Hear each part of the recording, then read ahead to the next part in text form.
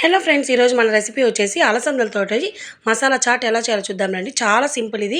Weight loss అవ్వాలనుకునేవారు ఎంత తిన్నా wait వచ్చేసి పెరగరు. చాలా బాగుంటుంది. క్యాలరీస్ తక్కువ, ఫైబర్ ఫుడ్ కాబట్టి వెయిట్ కూడా పెద్దగా పెరగరు. అలసందలండి ఇవి. కొన్ని చోట్ల కారం అని కూడా అంటారు తమిళనాడు సైడు. ఒక 3 అవర్స్ నానబెట్టాను. దాంట్లో కొంచెం వాటర్ వేసాను. అలాగే కాస్త సాల్ట్ వేసేసి కుక్కర్లో వేసేసి ఒక 3 విజిల్స్ ఇచ్చాను. ఈలోపు మనం ఆనియన్స్ సన్నగా కట్ చేసి పెట్టేద్దాము. అలాగే కొంచెం కారం, ఉప్పు, పన్నీర్ వచ్చేసి చిన్నపిల్లలు ఇష్టంగా తినడానికి పన్నీర్ వచ్చేసి చిన్న చిన్న ముక్కలు కట్ చేసి కొంచెం ఆయిల్ వేసి ఫ్రై చేశాను.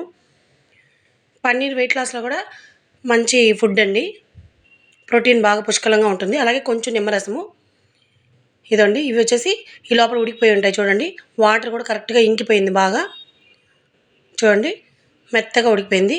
ఇప్పుడు వీటిని మనము ఒక ప్లేట్లోకి తీసుకుంటాము. ఈ విధంగా ప్లేట్లోకి తీసుకున్నాక ఇప్పుడు ఇందులోకి ఆనియన్స్, అలాగే పన్నీరు, పసుపు, కారం అన్నీ యాడ్ చేస్తాము. లైట్గా పసుపు వేస్తాము, అది వచ్చేసి స్కిప్ అయిపోయింది.